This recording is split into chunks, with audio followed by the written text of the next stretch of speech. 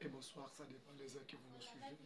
Bienvenue dans ma fidèle abonné, surtout il y a Mustapha News Télévision, votre humble serviteur, président Mustapha, tu es sur l'actualité politique où ils ont collé la République démocratique du Congo partout dans le monde, surtout dans la chaîne Mustapha News Télévision, vous s'abonner, vous partager, vous liker l'émission et vous saluer Malamu Mingi, tout sur la situation sécuritaire à l'est de la République démocratique du Congo, précisément dans Walikali centre. Nini ezoleka na niveau ya Walikali centre parce que tout le monde était un avion rwandais oui banaki comme ma matériel militaire et comme ça na niveau ya Walikali centre au besoin comme base de ravitaillement na bango. Et cet avion est aussi endommagé par les drones et les forces armées de la République démocratique du Congo. Congolais, j'ai parlé de ça hier. J'ai eu le temps de l'expliquer hier. Qu'un avion rwandais, il y a le transport, il y a un matériel militaire. Kolongola kango na Rwanda, kokumba kango vers Walikali centre. Walikali centre ici ka oba M23 ba tchaki comme base de ravitaillement na bango. Et cet avion to meka ki kolobele yango lobby na ba ndeko nyonso tout o balandaka ngai avion wana ba beti yango ba bombarder yango par des drones ya forces armées ya République démocratique du Congo. Boyende ezalaka. Et loko ba congolais ba na kozela yango vraiment bravo na bakonzi ya armée, bravo na chef d'état-major général parce que kokoma na ye moko na lobaki yango. J'ai eu le temps de parler général Banza, lieutenant général Jules Mouila Banza que place na yo ezana état-major na Kinshasa te. Il faut kende yo moko na front. Le lo yo moko ke na front au moni. Résultat to lokaki yango.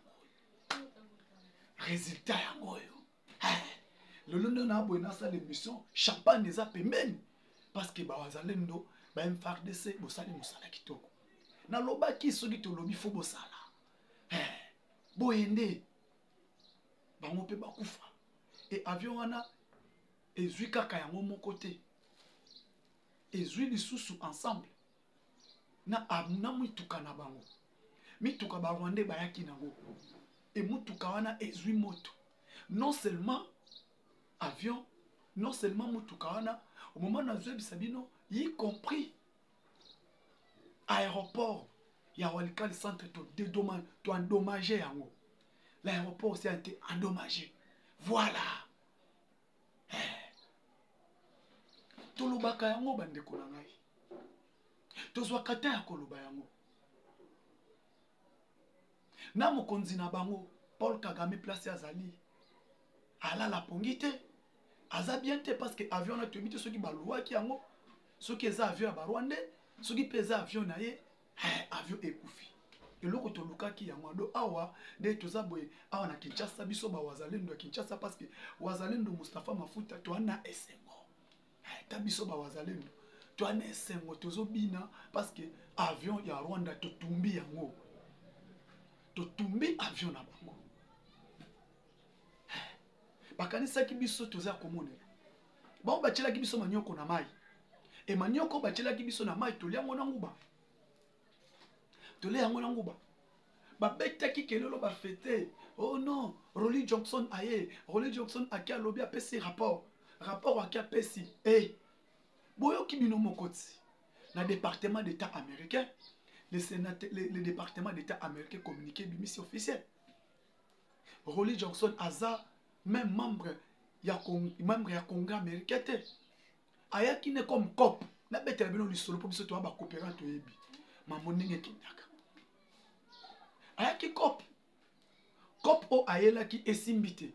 Akutani fachi ba trezaka yete. Fachi ba trezaka ete.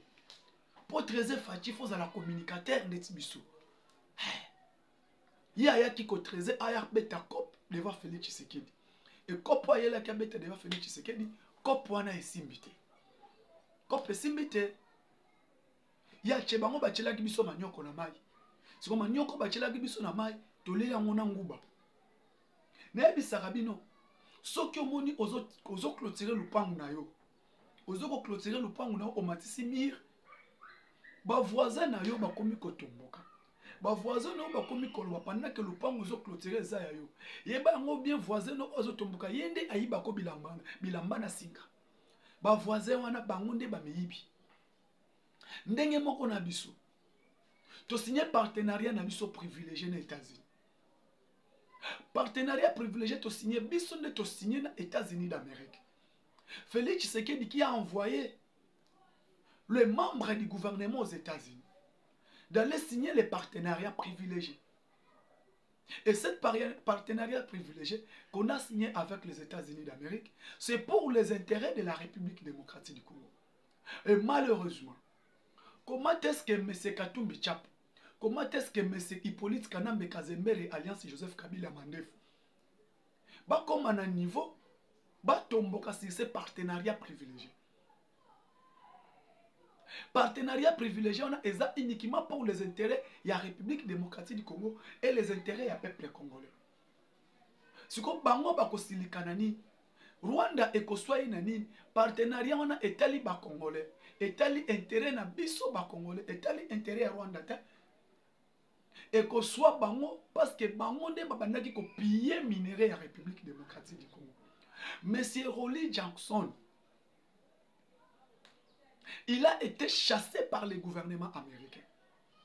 Babengana ye na gouvernement américain. Babengana ye netimbwa na armée américaine. Pourquoi? À sa sérieuté. Comment est-ce que quelqu'un qui n'a jamais connu le Congo, qui n'a jamais connu le Congo, qui n'a jamais mis ses pieds au Congo, c'est la toute première fois de mettre ses pieds au Congo, alors que non, Congo gouvernement Tshisekedi, il y a corruption, il y a clientélisme, il y a détournement, na nyonso o alobi. C'est insulte contre le peuple congolais. Il a insulté le peuple congolais.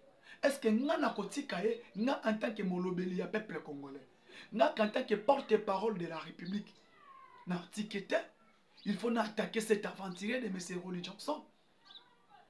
C'est un aventurier. Nous sommes les porte-parole de la République. Toi, balobeli ya peuple congolais, il n'a jamais, ceux qui a lobeli qui gouvernement ya muto mandef, toi tu comprendre le gouvernement et c'est la corruption. Mais le gouvernement ils ont sala musala pour le peuple congolais. Le peuple congolais ils ont musala au soumino ils ont sala.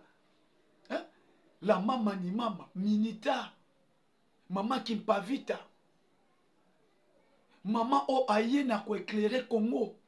Judith soumino a Tuluka, Kisimbi ya ba Congo.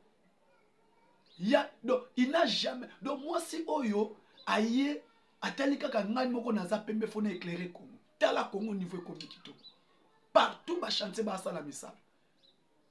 Et misala c'est la minita. Yango monito lobela ba congolais le 6 avril bisonyo son enkamba. Nkamba fo esanza avec Fachi Betomo Kwantombolo. Le 6 avril bisonyo son enkamba pour notre réfléchir la culture Congo, la sagesse ya ba Congo, la sagesse africaine. Papa Simon Kimbangu, hein? Kimbangu oya papa, oya lelote ya papa italote. Kimbangu wana. Yene toke ko raisonner mémoire na ye. Oya kintwadi. Oya tikela ka biso lingomba ya kintwadi kya bangunza. Ye wana biso tuna nkamba. Hein? Toke nde biso ne soto tambola tokanisa, toke mona mémoire, toke to la mausolée ya papa Simon Kimbangu. Toche ngai pe na sombi de fleur nanga na ke déposer na kombo ba communicateur. To ko accompagner Minita mama Judith Soumino Tuluka na chef de l'état. Taka koya na passage basala nzela wana. Bo comprendre bino moko. Yango moni ete mama oyo boko critiquer boko sala nyonso. Critiquer dit n'importe Soumino akaka. Tala aye salaire à ba militaire doublé. Ba doublé solde à ba militaire. Ba doublé solde à ba policier. Hein? C'est comme maman oyo. Maman oyo. Oyo asali musala pour ko doubler solde à ba militaire, ko doubler solde à ba soda, ko sala tout. Oyo yo lelo avion ba Rwandais pe ba etumbami grâce ya gouvernement souminois o asomi ba matériel oyo. Ayoya oya koloba ozoloba papa toloba tokoloba te souminwa sala musala Soumi no sala musala na. Toza na sima na yo. Peuple congolais eza na sima na yo. Bandeko na ngai avion wana bazwaki yango esala transport ya ba matériel militaire. Et cet avion qui faisait va-et-vient transportait les matériels militaires ya armée rwandaise. Et ça li batou eke ezongi batou. Peuple congolais na peuple est. Bazwi ta ya kopesa biso ya kolobela biso sur cet avion. Et biso moko pe tolandeli. Tangu tolandeli ba lunettes na ngai, ba caméra na nga ezalaki fixé kuna. Et na ba caméra na nga er na fixé ngo kuna. Toye kolobela yango. Et ça était chef d'état-major général Akiti kuna. Et chef d'état-major général Akiti na Kisangani parce que bango balansaki déjà information avant qu'ils vont récupérer Kisangani. Objectif na bango ezalaki ba récupérer Kisangani. Et moyen nini bakosala pour ba récupérer Kisangani, il faut bazwa base ya ravitaillement na bango. Et na base ya ravitaillement na bango na ba tonga pe système de brouillard na bango o basalaka. Pona empêcher ba Sukhoi na biso e matate et empêcher ba avion na biso ba hélicoptère de combat na biso e matate. Sur ça, mes frères congolais, nous avons expliqué. J'ai eu le temps d'expliquer tout le peuple. Et les lots, moment na zoebi sabino, bazolela. Bazolela. Avion eziki. Avion eziki yango mon côté. Avion na bango epeli moto bazolela en même temps. Ba véhicule o ezalaki wana déjà. Ezui moto. Même pas kaka bongo te. Aéroport. To endommager aéroport. Moment tozali population azo nettoyer. Ba armée na biso force terrestre bazo nettoyer na niveau Walikali. Et Walikali centre. Oyo balobela ki cesser les faits ngana lobaka yango. Kagame nyangala kata Paul Kagame obomona kana. Naliko na bango basala na ba Hippolyte Kanambe Kabila Kazemere mwana Musimwana mwana Marceline na ba Moïse Katumbi Chapwe o aza papa juif mama Zambia o toyebi bisika botama te basala likopa na bango nyonso. Et na likopa wana basala objectif ya likopa wana ezake pour déstabiliser la République démocratique du Congo. Comment un Congolais il faut sangana na ba Rwandais basala likopa ba déstabiliser la République démocratique du Congo. Et cet homme qui s'appelle Katumbi. Comment le pays est attaqué? Ba Congolais ne savent pas que le pays est attaqué par l'armée rwandaise. Joseph Kabila, Moïse Katumbi, o abala mwasi rwandaise. Basala lisanga na bango. Naba Georges Seros. Naba Mo Ibrahim. Likopa wana eza pona ko financer ka terroriste.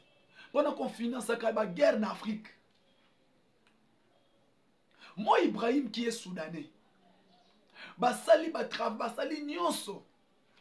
Na ba corruption na bango na ba geste na bango basalaka na mambo na bango. Soudan divisé. Ba diviser Soudan. Est-ce que le Kimia est en Soudan? Non. Toujours Soros, Mo Ibrahim. Ye Mo Ibrahim, Georges Soros na Mo Ibrahim, Moussala na bango eza ko finance ka terrorisme, ko finance ka guerre na niveau Afrique.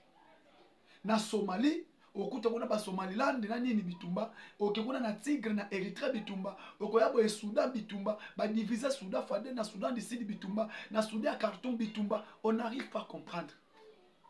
Nzokande ya likopa na bango ya basoros. Ya likopa na bango ya basoros. Bakotika kan jamais kondima Kimia est réuni en Afrique. Parce que quand il y a la paix en Afrique, bango basoros bakoteka mindu kite, ba Mo Ibrahim bakoteka mindu kite. Le Soudan divisé. Soudan mo yangwana kimi ezate. Soudan kimi ezate ti lelo. Mais basala nyonso babengani El Béchir. Est-ce que kimi ekota na Soudan? Non. Et là qu'on a balimba memela biso on a kati la République démocratique du Congo. Mais ce qui est important pour nous, la République démocratique du Congo ne sera jamais divisée tant que biso ancêtre aux alliés. Tant que biso ba vrai congolais ba chef coutumier biso ba Moustapha Mafuta chef coutumier aux alliés. Congo ba ko diviser ka yango te. Ba ko diviser ka yango te. Pour ba diviser Congo et à passer. Basali nyonso pour balkaniser le Congo. Pour balkaniser la République démocratique du Congo. Impossible. Impossible. Et là, on a joué Bisabino. Biso nyonso sima mokonzi mboka. To soutenir mokonzi mboka. Félix Antoine Tshisekedi Tshilombo, le garant de la nation, commandant suprême des forces armées de la République démocratique du Congo. Le lotala musala armée na biso. Bande konanga ba Congolais. Ba wazalendo. Les wazalendo de pères et de mères au boyebi. Ba wazashu ba wazalon. Bravo, to soutenir biso nyonso tout musala o ba wazalendo bazosala. Na bisa kibino ete kokota bakota ki na masisi na Walikali centre. Bakoluka place ya kobimela. Bakoluka place ya kobimela. Tokei, le président de la République na Paul Kagame ba yokei na Doha devant le mur ya Qatar. Kagame avoué ye moko que ba troupe na ye baza na kati ya République démocratique du Congo azoko sala effort pour abimisa ba troupe na ye. Maloba Kagame a évoqué ki ye moko na niveau ya nini na sommet ya Doha entre bango mibale les deux présidents Kagame et Félix Tshisekedi. Andimi ko retirer ba troupe na ye. Andimi to ye pe to lobi nini cesser les faits. Ngai na zwa moment ya koloba. Bande ko nanga kutu baloba ki président Moustapha yo biloba loba makambo zoloba na loba yango. Cesser les faits wana tondima yango te. Bango bazalaka bongo. Bazalaka bongo bokoka baloba cesser les faits. Na sima cesser les faits wana bazoko renforcer ba troupe na bango. Cesser les faits bazoko renforcer ba troupe na bango. Bazoko renforcer ba troupe na bango ba troupe wana. Bazozwa positionnement pour na ba attaquer. Vous m'avez pas compris. Le loma loba na nganga, maloba Moustapha lobaka. Vous comprenez à tenir ça bato mboka musombe bako, mais le babé nganga prophète. Na loba yango, le lo cesser les faits ezaki. Cesser les faits ezaki pour ba renforcer position ya ba troupe na bango. Et ba troupe wana pour ba zwa moyen ba attaquer. Malheureusement, le lobby a décrété cesser les faits, lobby bango va positionner ba attaquer Walikali, centre Walikali. Nous sommes armés professionnels, on est en train d'observer cesser les faits. Je l'ai dit. Et aussi c'est une armée professionnelle parce que c'est l'armée rwandaise. Bango est armée professionnelle parce que Bango est armée professionnelle parce que est armée rwandaise. Nous n'avons pas de problème avec les M23. Les M23 est croquis vide. Des chefs de l'État Bengango. M23 est croquis vide. C'est les troupes rwandaises. Résultat, c'est les faits. Tu observes, c'est les faits. Bako sakabiso na ba cesser les faits wana. Na loba yango, maloba na nganga. Bon andaka cesser les faits ya Kagame te. Kagame c'est un aventurier, c'est un pantin. Bon andaka te non, la République démocratique du Congo ne respecte pas cesser les faits. Les lobes akoloba bango nyo surtout. Le gouvernement de la République démocratique du Congo n'a pas respecté cesser les faits. Voilà. Et c'est nga kito sala bango wana. Oto sali bango. Et c'est nga kito sala bango Kagame ye ayokaka na pression. Alors, oyo armée et sali lelo et loko nga na senga kinde yangwana. faut ko attaquer bango. Ba wazalendo ndenge bazo ko attaquer bango na Masisi, ko attaquer bango na Nirangongo, il faut tout attaquer bango. Il faut bango peut pas comprendre.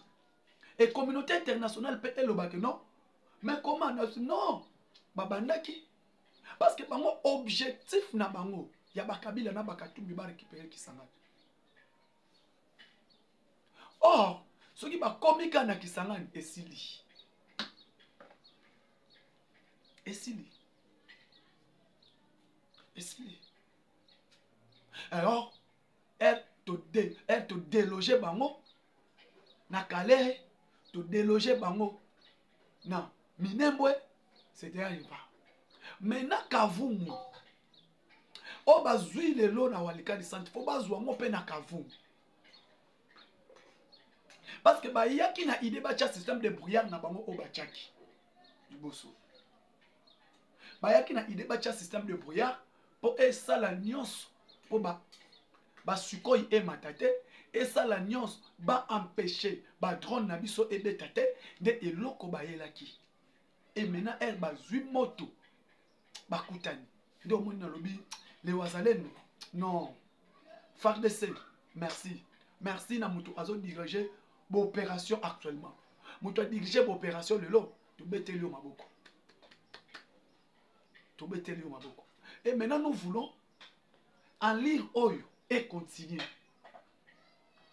En lire oyo pour continuer parce que faut pas kutana. Pour pendant que elle bango bazo ko attaquer, bino bazo ko cesser les faits comme si la République démocratique du Congo tozana armée. Comme si biso tozana armée et elle bazui réponse à l'expéditeur. C'est ça que moi je demande, de chercher. Il faut banyangala kata wana ba comprendre que non armée ya Congo pe ezali. Yemoko pe Kagame a comprendre que non retour à l'expéditeur ezali. Et er azui yango et loko biso nyo surtout tozokaki yangwana. Raison pour laquelle je l'ai dit, il faut qu'on puisse accompagner l'armée. On puisse soutenir cette armée. Notre armée, l'armée professionnelle. Hein? Les gens pensaient que Moutounio Zoloba, armée nabiso, ba corrompu, armée nabiso, traîtrisme, oui, mais n'a pas eu réponse. Et maintenant, réponse basée, il faut qu'on continue chaud sur le terrain. Bazwa chaud sur le terrain. Et chaud on va sur le terrain, de écoper sa biso sur avantage.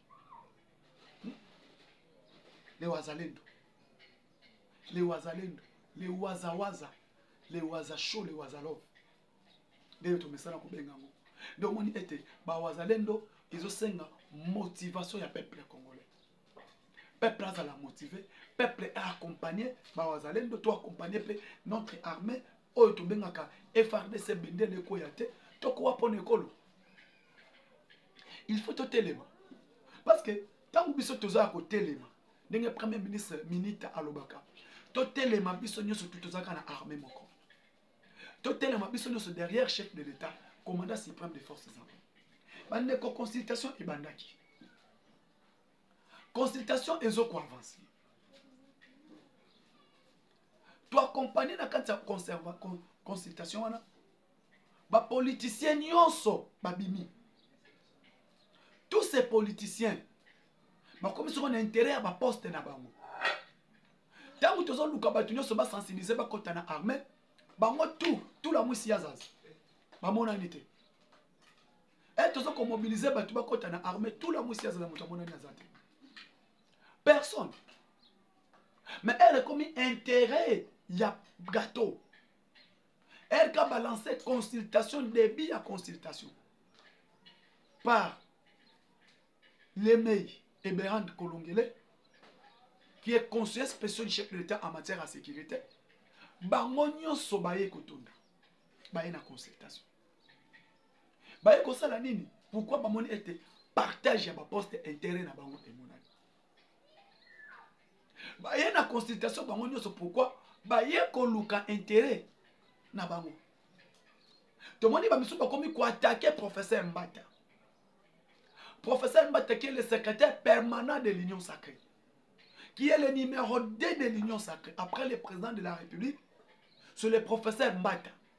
Et professeur Mbata qui est la bouche autorisée du chef de l'État au sein de l'Union sacrée. Professeur Mbata Zalaki, premier vice-président de l'Assemblée nationale, avec mon professeur, avec le patriarche Mbosso. Professeur Mbata, en tant que juriste, en tant que constitutionnaliste, c'est lui qui est la bouche autorisée du chef de l'État au sein de l'Union sacrée. Beaucoup de consultations, mais il faut boyeba. Que le président de la République a un représentant qui est le secrétariat permanent. Bino boye na consultation. Elle doit bengi saki bino. Elle est comme qui sensibilisation. Batel mi sa peuple et adhérer na armée. Tout le monde qui bino ba politicien. Tout le monde qui bino te. Botika qui bitumba ya wana et pas Judith Soumino Atuluka et pas Jean-Pierre Bemba et puis et pas ya Liaou les VPM. Il y a fonction publique. Pour un changement de la constitution,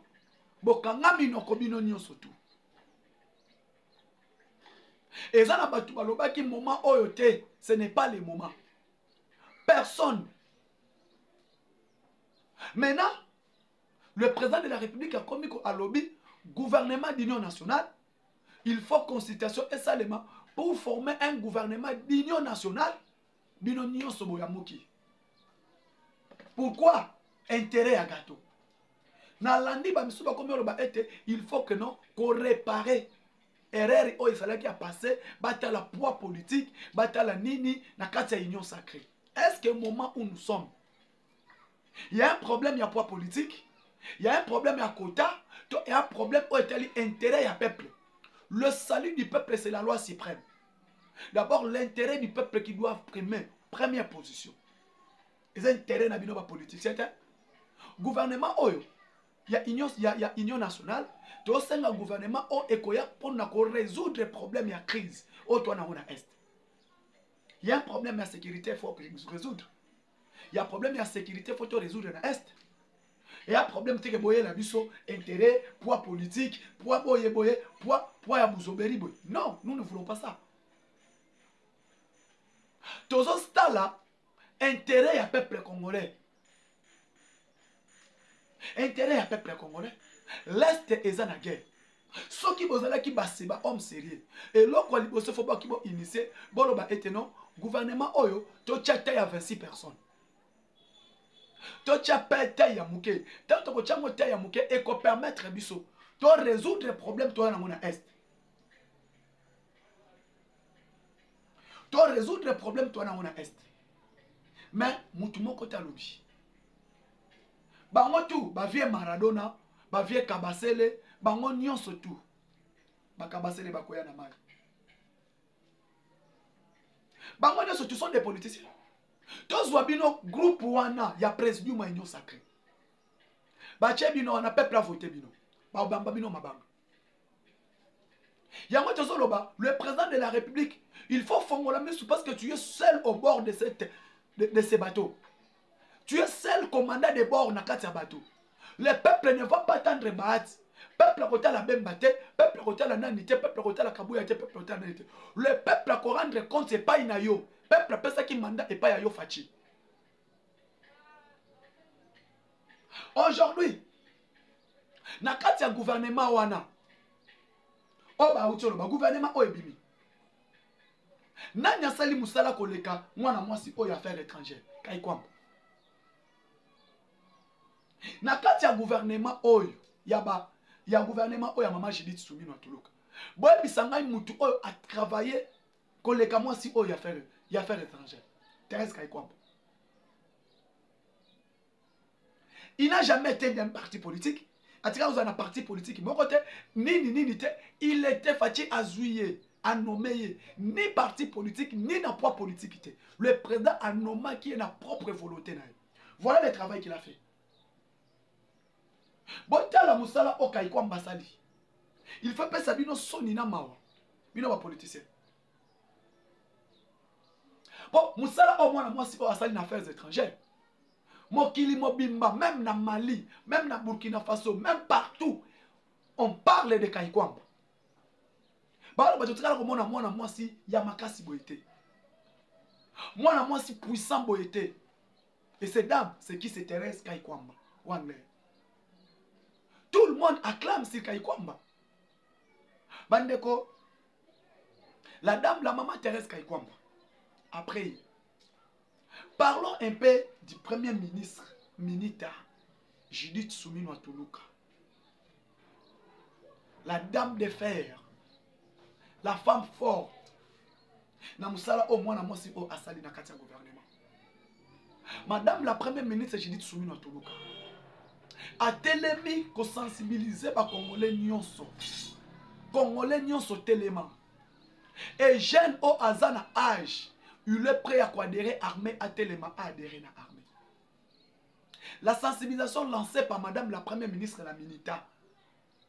Abani yango na Matadi, aye nango na Kimpese, aye nango na Kasangulu, elongo na ake Bandunduville. Congolais a telemi peuple azoko s'adhérer na armée. Alongo wana aye Kikwiti. Kikwiti ake Kenge. La dame, la première ministre ne dort pas. Pendant qu'on mobilise les Congolais, bak s'adhérer na armée. Après qu'on mobilise les Congolais, bak s'adhérer na armée. Asuka Kiwanate. Madame la première ministre a éveillé l'Union africaine mobimba. Tout le monde qui est l'Union africaine. Comment madame la première ministre a éveillé l'idée de l'Union africaine pour dire Naza natante à côté les manakati na fanda nakati à sommet avec un criminel. Avec un criminel, avec un sorcier, avec un sanguinaire qui s'appelle Paul Kagame. Et Kagame a koka quitté Kofanda Nakatia, sommet à l'Union africaine. Nakatia conseil de paix et sécurité à l'Union africaine. Tout le monde qui bisonne son Kagame a pakata kimbam. Kagame a koka quitté. La madame la première ministre a démontré que criminalité à Paul Kagame Nakatia l'Union africaine.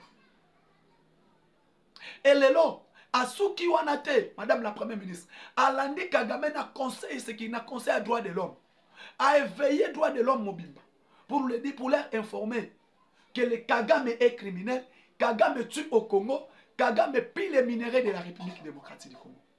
Et Moutou Alobela Kango, cette dame qu'on appelle Judith Suminwa Tuluka, première ministre.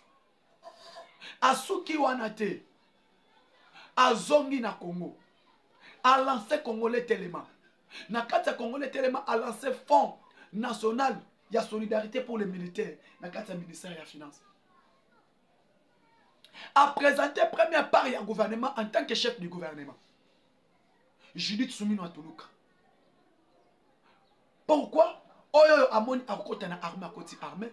Oyo amoni était à soutenir armée. À soutenir armée. Batu babandi o chambongo bango moko gouvernement. Enveloppe un gouvernement, il y a plus de 2 milliards au Bachaki. C'est qui? C'est cette dame qu'on appelle Judith Suminwa Tuluka, le premier ministre. Au moins, il faut te soutenir. A Mati Simosolo ya armée. Solde ya militaire et Mati. C'est cette dame qu'on appelle Judith Suminwa Tuluka. Tout le monde a bandé konanga. Soutenir madame la première ministre. Toi accompagner. Tout le monde a le gouvernement na Katiwana. Le ministre des Finances Doudou Fwamba. Le Pakebo. Eh, Fwamba, ouais, tout.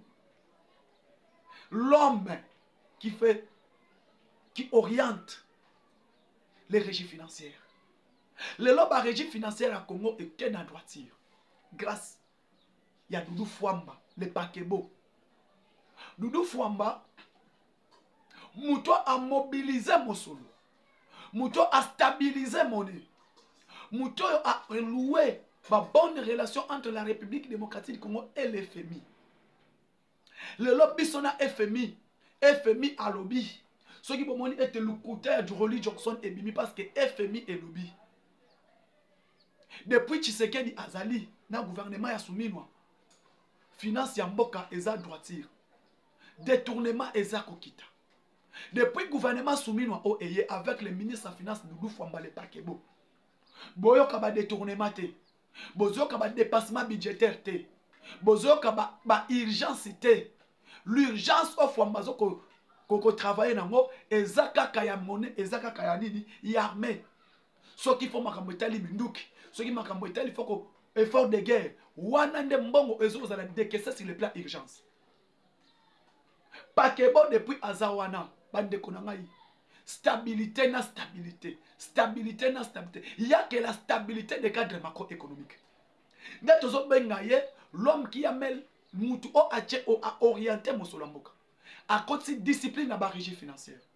À côté de discipline à la banque centrale. À stabiliser monnaie. Chaîne de dépenses et ça na droiture. Grâce à Yango, c'est le paquebo. L'homme du moment. Moutou akena Kisangani tombé. Il s'appelle Doudou Fwamba. Tout le monde a Kisangani. Plus de millions de personnes. Pourquoi? Parce que Azam Moutou a travaillé dans la vision de Mokonzi Mboka et vision de Madame la Première ministre, militaire chef du gouvernement. Ndé au moins dans le gouvernement d'Union nationale, Bowela ba poste na bino mususu. Bowela. Ndé bo mesana koela. Mais ministère à finance est réservé à cet homme de Doudou Fwamba. Les paquebo. Moutoyo atika finance na défaut. Mouto abuka dollar na défaut. Na dépôt, mais Mouto atika dollar na défaut. Il s'appelle le paquebo Doudou Fwamba. Fwamba ouais tout. Le paquebo. Merci pour le travail.